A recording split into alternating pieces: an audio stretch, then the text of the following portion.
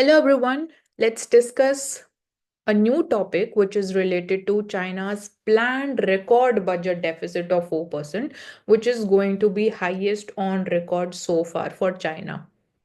So it is planned, it is intentional step being taken up by China to be better prepared to counter with the impacts of maybe increasing US tariffs on the Chinese imports in the US.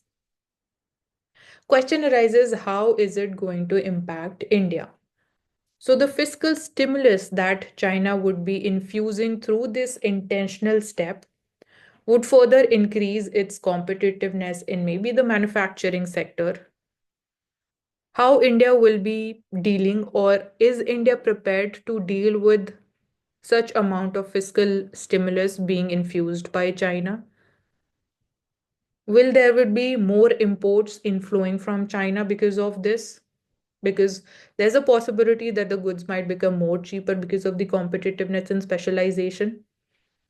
Also, if there would be more infusion, the foreign investors would be more optimistic to invest in China's capital market. So there would be more capital outflow from India. It is going to further depreciate or increase pressure on the Indian rupee, as we are already seeing this. So, is our monetary policy aligned to deal with such external challenges? Is it resilient to deal with them?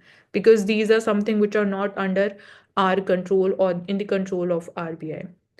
Linked to this is again the debate around full capital account convertibility.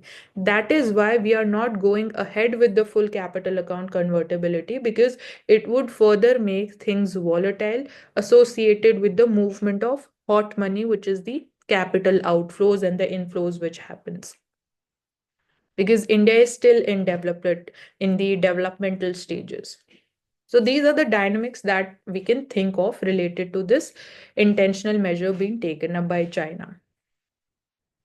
So that's all for this video. Thank you so much for joining us.